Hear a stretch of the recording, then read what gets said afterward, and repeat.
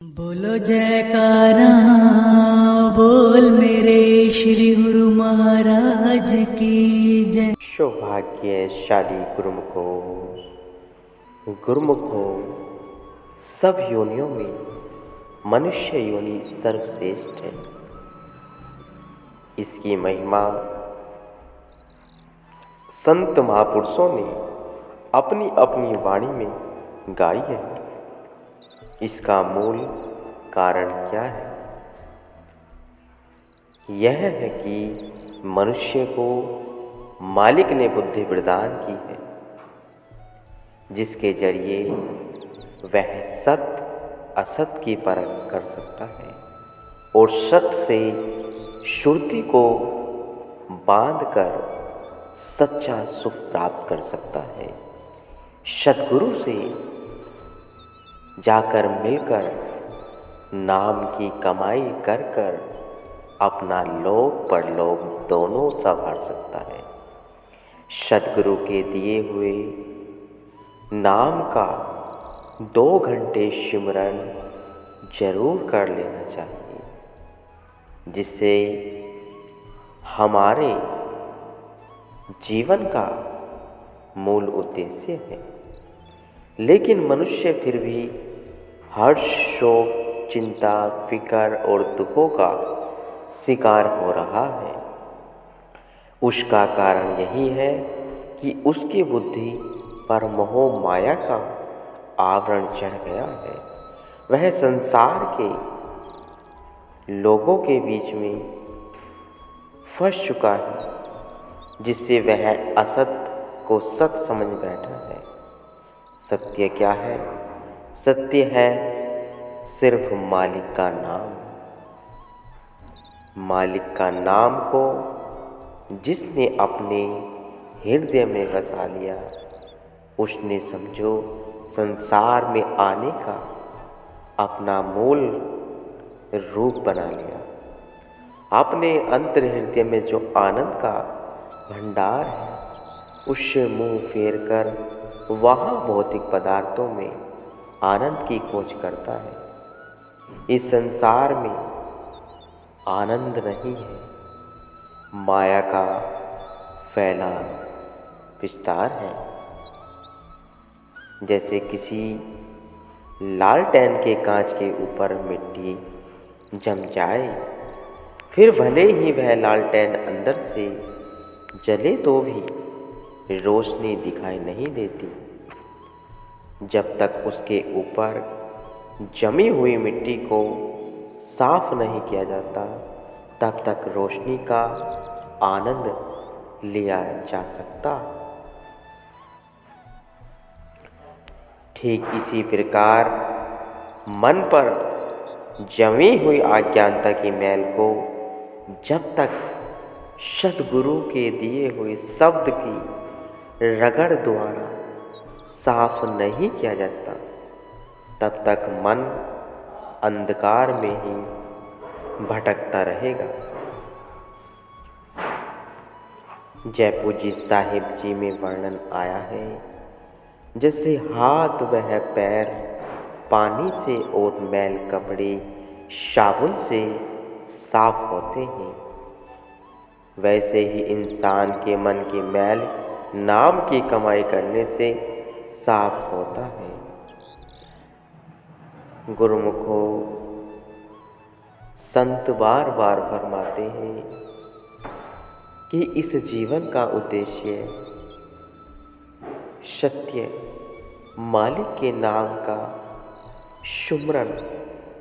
मालिक ने जो नाम दिया है, उसका 2 घंटे भजन सिमरन, श्री आरती पूजा, सत्संग, सेवा, सुमरन, जिसने भी यह जपा, उसका लोक और परलोक दोनों संवर गए। मनुष्य संसार में मोह माया के जंजाल में फंसा बैठा है। उसको यह नहीं पता कि मैं कौन हूँ, क्या कर रहा हूँ। संत बार बार उसको फरमा रहे हैं कि गुरुमुख संसार में आया है सिर्फ मालिक के नाम के लिए। सत्य नाम क्या है? जो हर सांस में, हर श्वास में जपा जाता है, वह सोहंग सत्संग है, जिसका नाम जपकर अनेक जीव अपनी आत्मा का कल्याण कर सच्चे रूहानी शब्द का पहचान कर मालिक की दरगाह में पहुंच जाते हैं, श्री गुरु महाराज जी से मिल जाते हैं। यही शब्द का कारण है जिससे अपना जीवन और दूसरे जीवों का भी जीवन सुधर जाता है। जैसे कपड़ा तो वास्तव में साफ होता है, मगर मैल के कारण साफ सफाई ढक जाती है।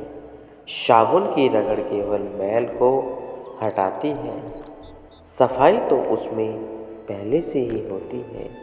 जैसे माचिस की तीली पर मसाला लगा पड़ा है, आग उसमें पहले से ही मौजूद है, लेकिन उसको प्रकट करने के लिए तीली को माचिस से रगड़ खानी पड़ेगी, तभी वह गुप्त आग प्रज्वल होगी।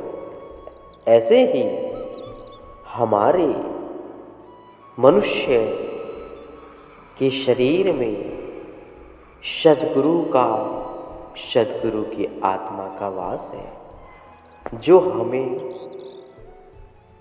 समझ में नहीं आता। जो नाम सिमरण है वह श्री गुरु महाराज जी ने हमें दिया है।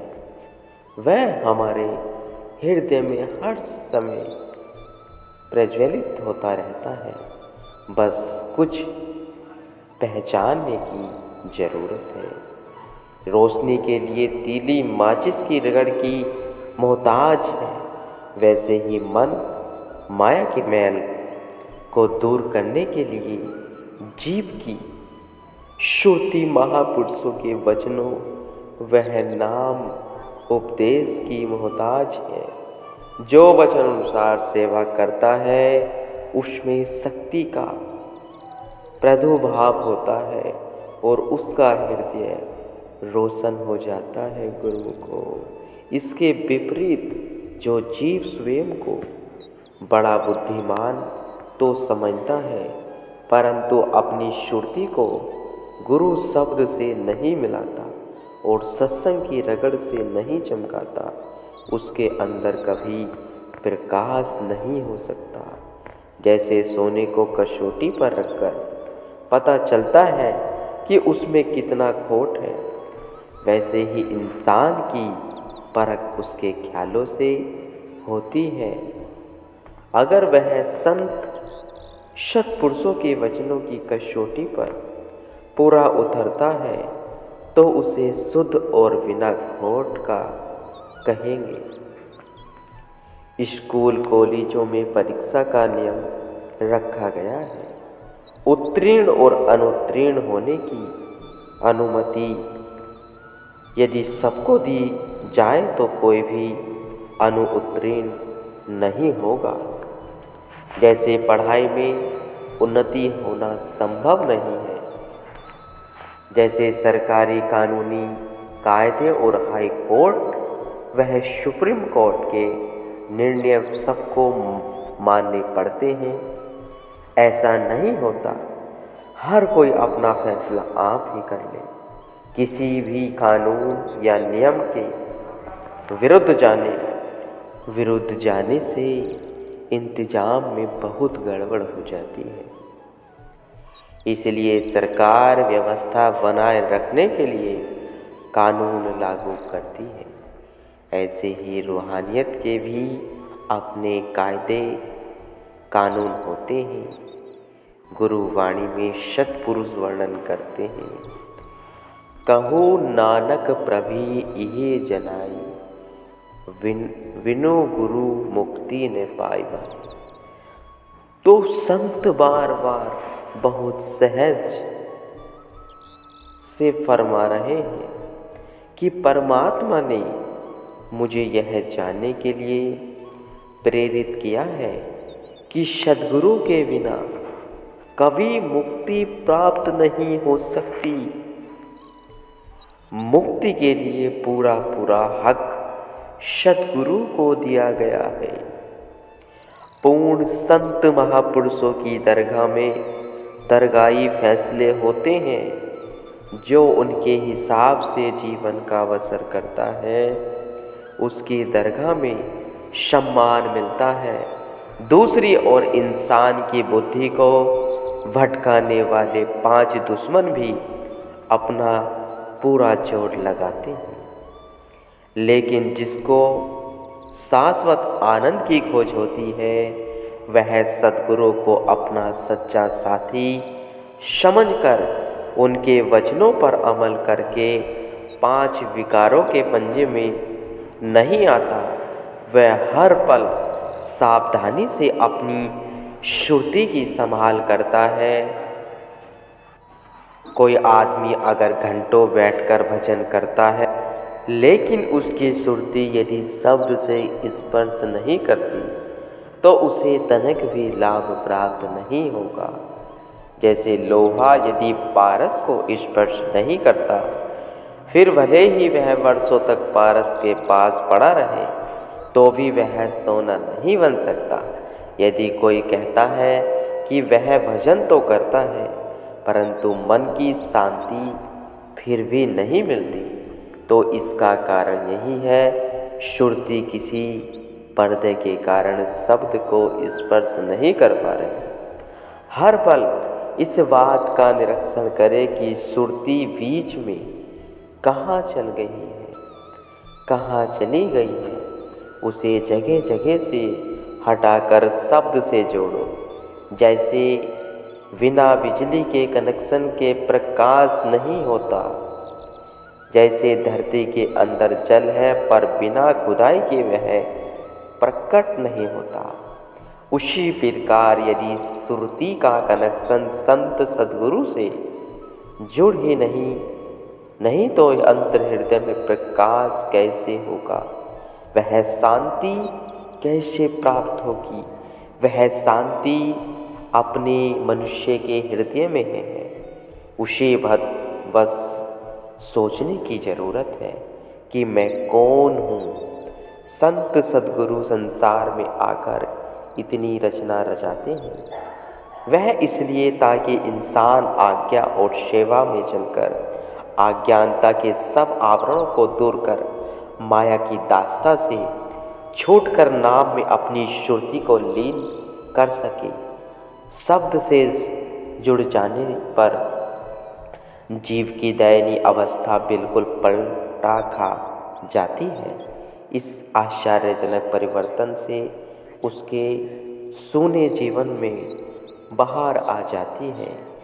वह हर दम सद्गुरु का शुक्रगुजार हो जाता है और खुशी में झूमता हुआ वह भव सागर से पार हो जाता है। यही अच्छे संत सद्गुरु के वचनों का परिणाम है गुरुमुखो।